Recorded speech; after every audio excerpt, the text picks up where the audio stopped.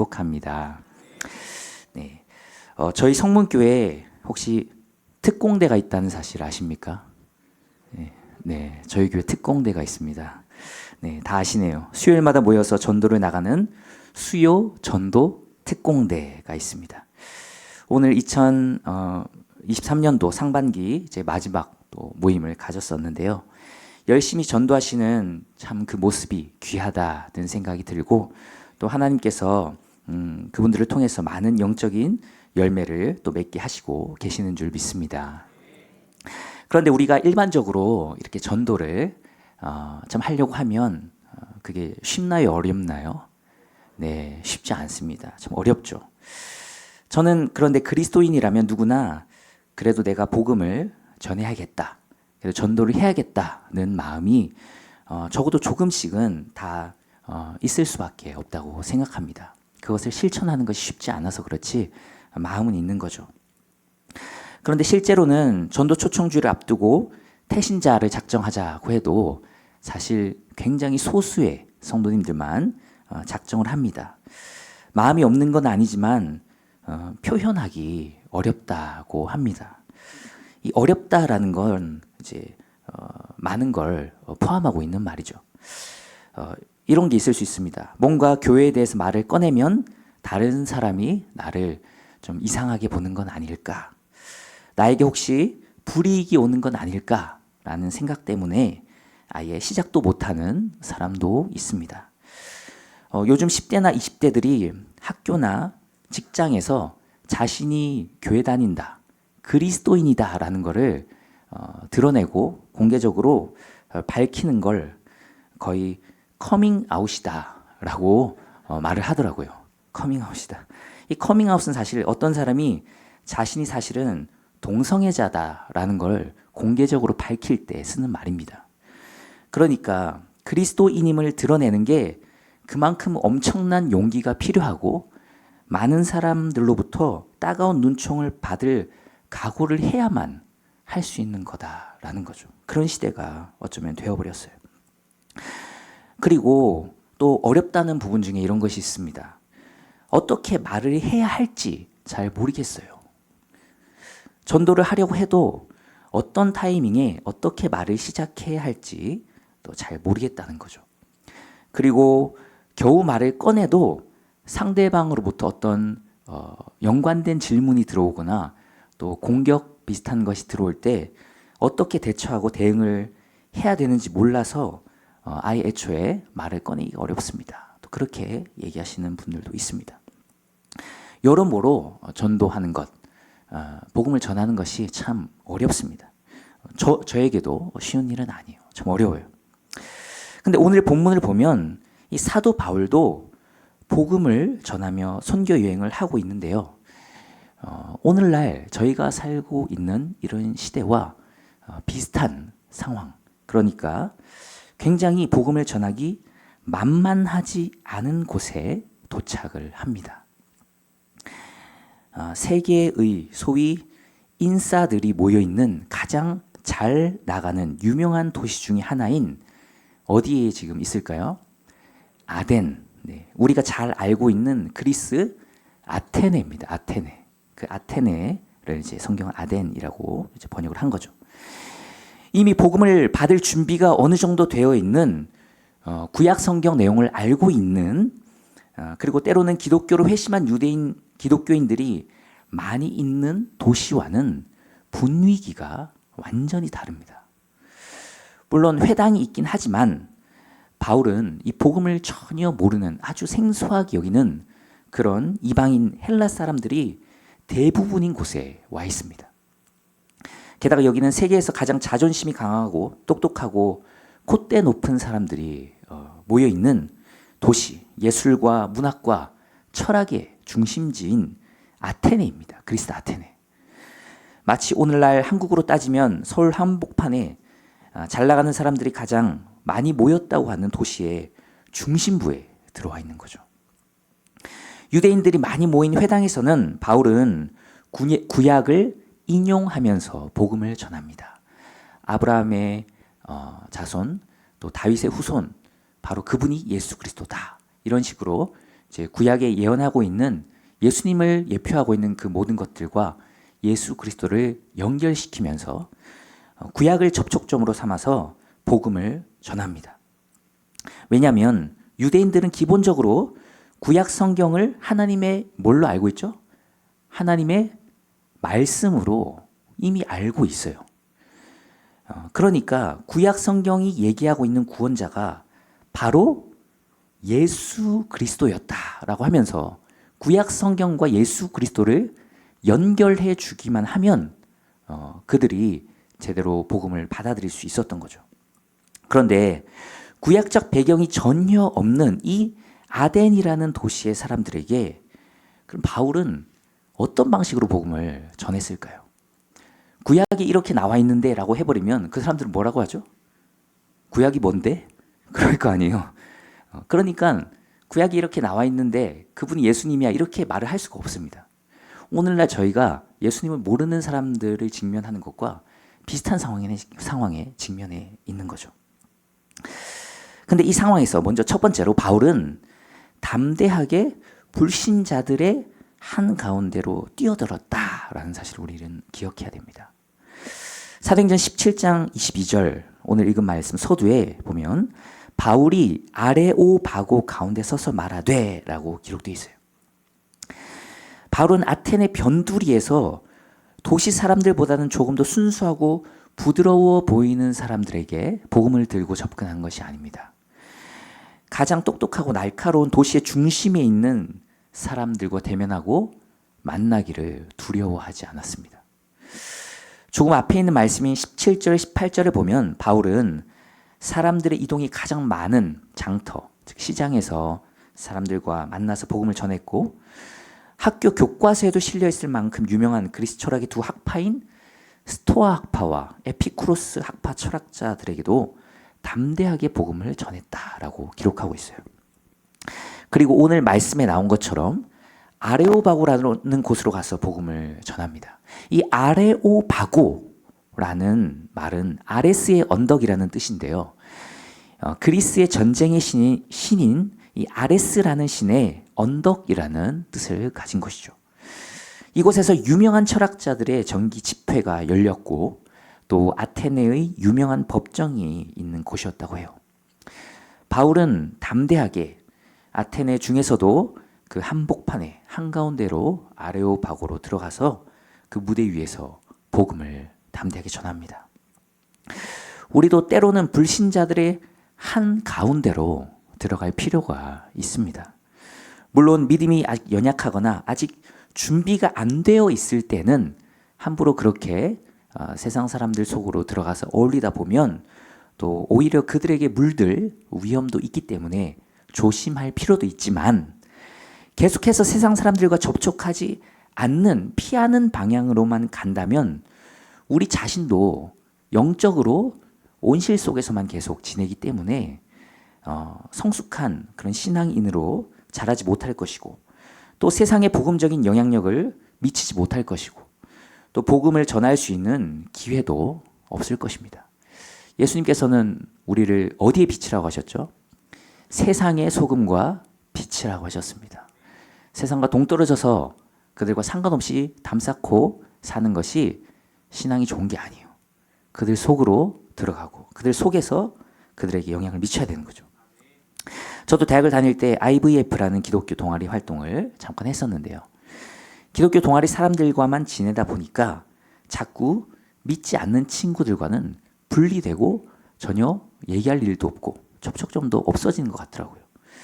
그래서 농구 동아리 활동도 하고 또 같은 학과 믿지 않는 친구들과도 좀 잘 지내보려고 노력을 했습니다. 술을 마시지는 않아도 술자리에까지 따라가서 얘기도 들어주고 또 뒷정리해주고 만취한 친구들을 집에 바래다 주기도 했습니다. 걔네는 몸을 못 가놓으니까 집에 바래다 주는 거죠.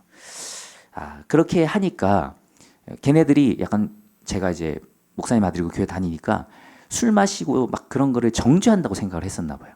일단은 그렇게 하니까 얘가 그렇게 나쁜 애는 아니구나. 우리 정죄하는 건 아니구나라고 생각을 하면서 조금 마음을 열었던 것 같아요.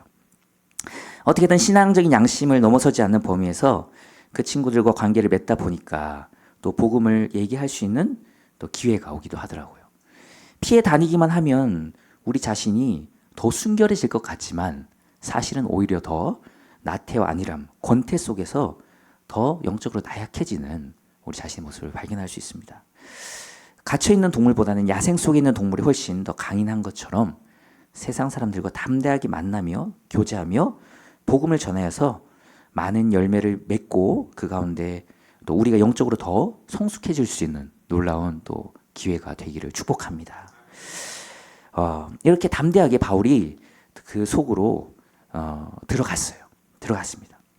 그리고 둘째로 바울은 불신자들에게 전도의 접촉점을 가지고 접근을 합니다. 전도의 접촉점을 가지고 접근해요.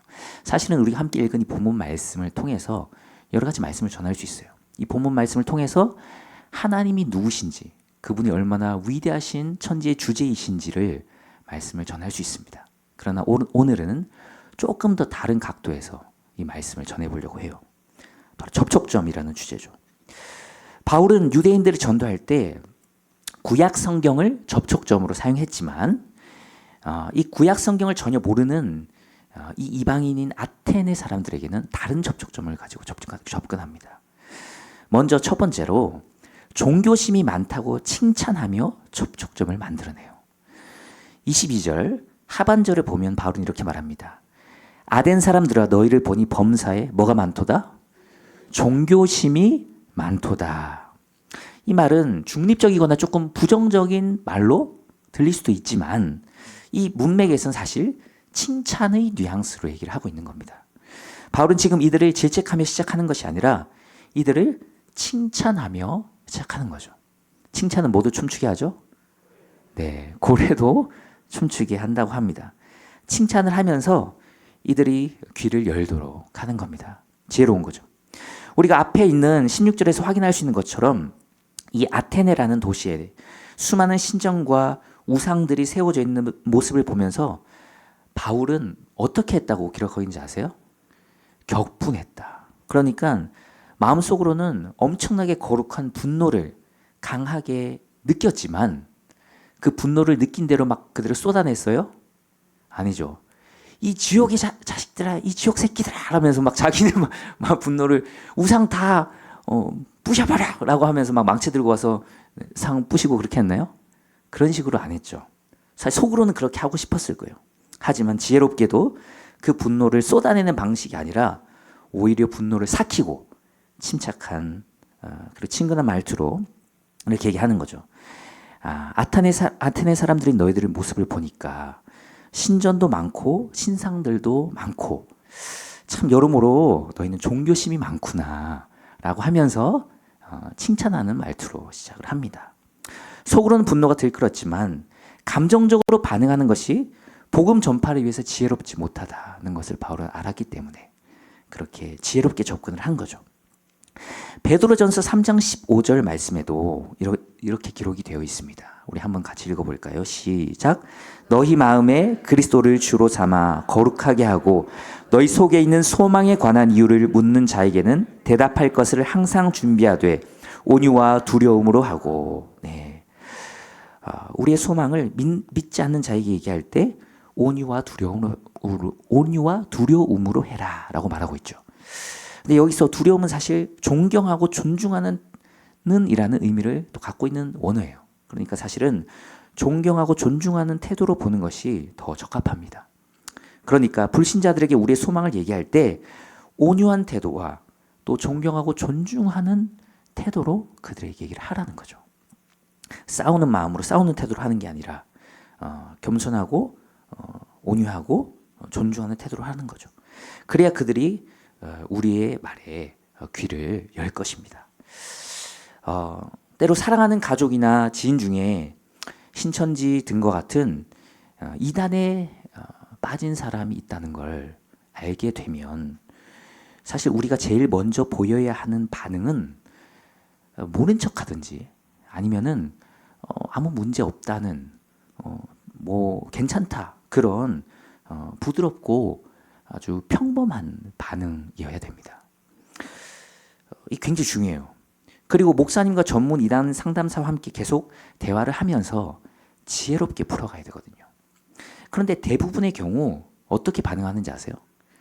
일단 막 놀라잖아요. 생각해 보세요. 사랑하는 내 뭐 남편이나 아내나 자녀나 부모님이 멀쩡하게 교회 잘 다니는 줄 알았는데 막 몇 년 동안 신천지나 이단이네 다른 이단에 빠져 있다는 사실을 알게 되었다고 생각해 보세요. 얼마나 놀라고 화가 나고 두렵고 온갖 감정이 막 뒤섞이지 않겠어요?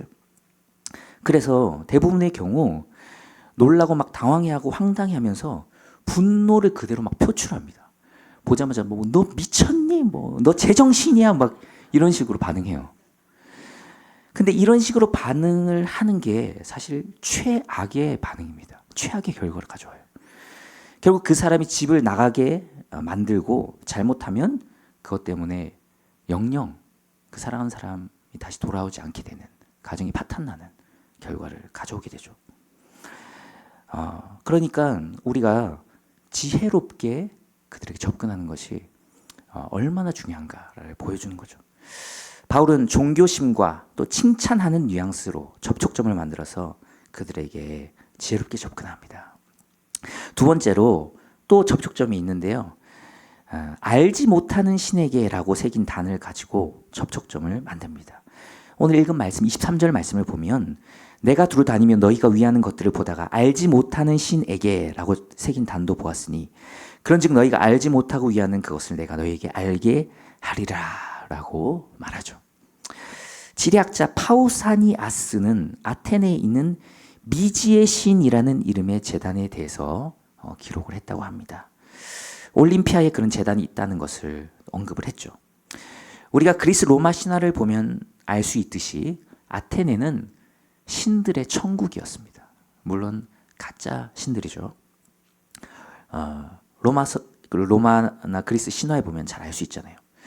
그렇게 신이 많은데도 불구하고 그리스인들은 혹시라도 우리가 잘 모르는 신을 경배하는 걸 놓치고 그 신을 예배하지 않고 그 상을 만들지 않으면 우리가 잘 모르는 그 미제 신이 진노해서 우리가 좀 벌을 받을 수도 있지 않을까? 노염을 살 수도 있지 않을까라고 두려워했다고 합니다.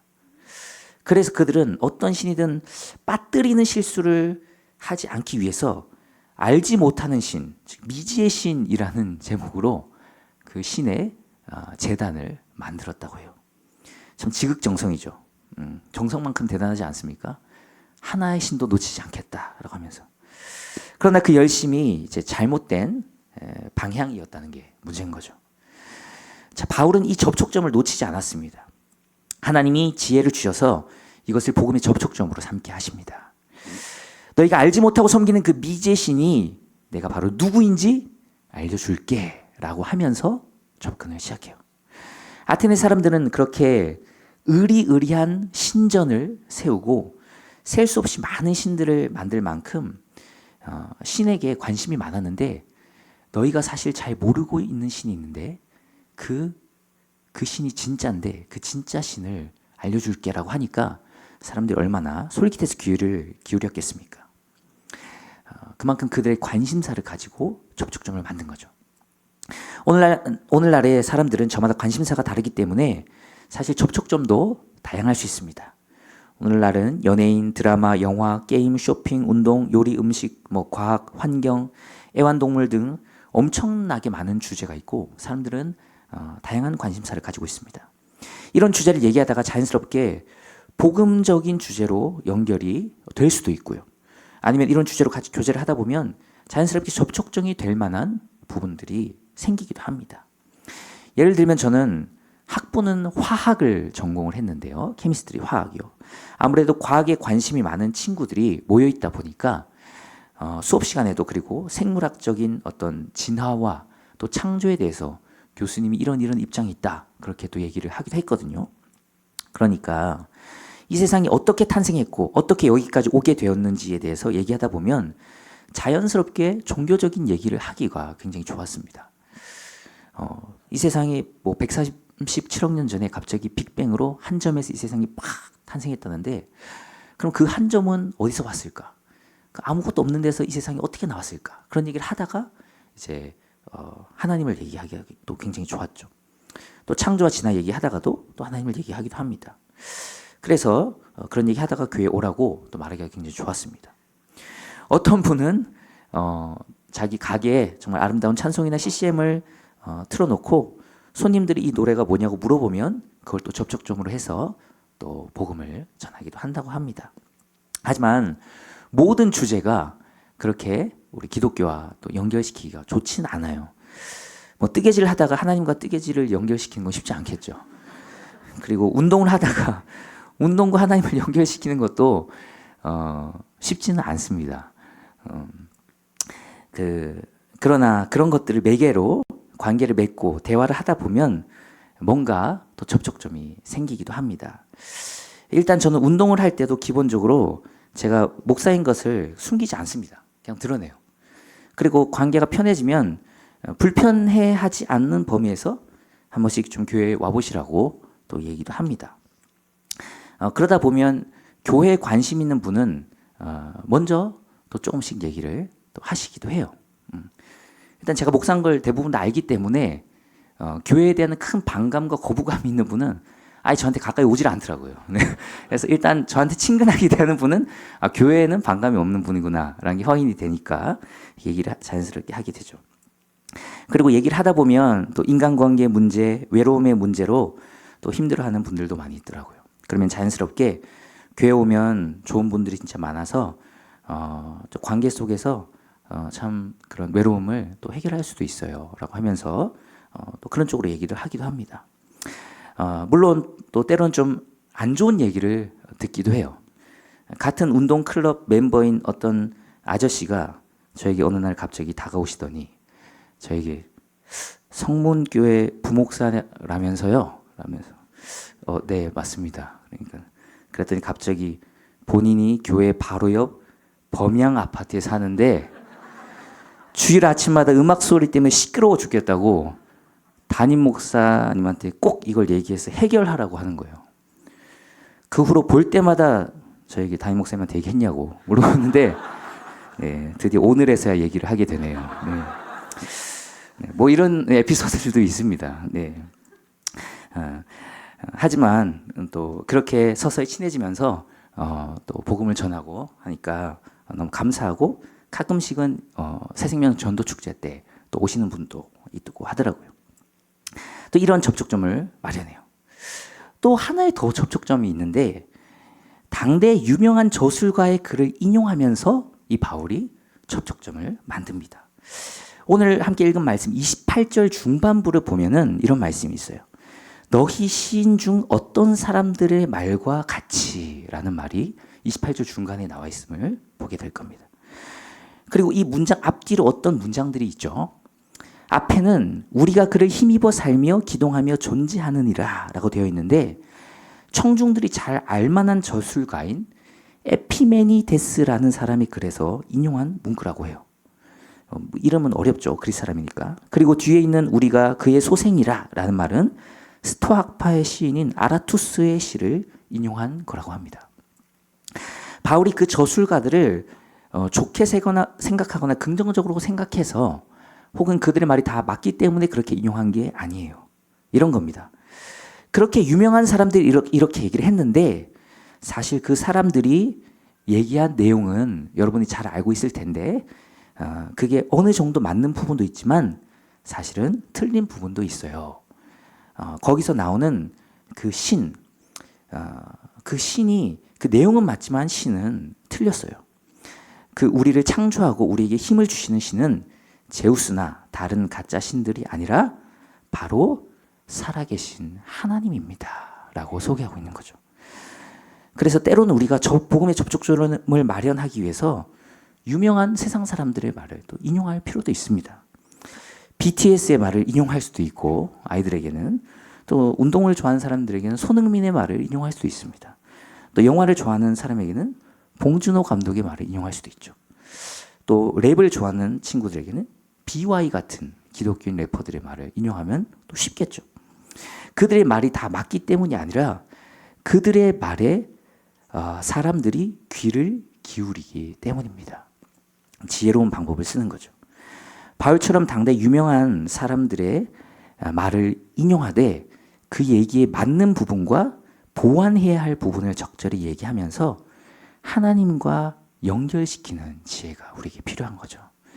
하나님께서 그런 지혜를 주셔서 우리가 지혜롭게 접촉점을 잘 만들어 우리 사랑하는 가족과 또 사랑하는 주변에 있는 사람들이 우리를 통해서 주님을 만나게 되는 큰 은혜가 있기를 축복합니다.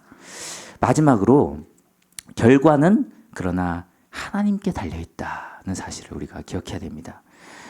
그렇게 바울은 최대한 많은 접촉점들을 사용해서 이방 아테네인들에게 다가가 복음을 전하고 예수 그리스도를 전했죠.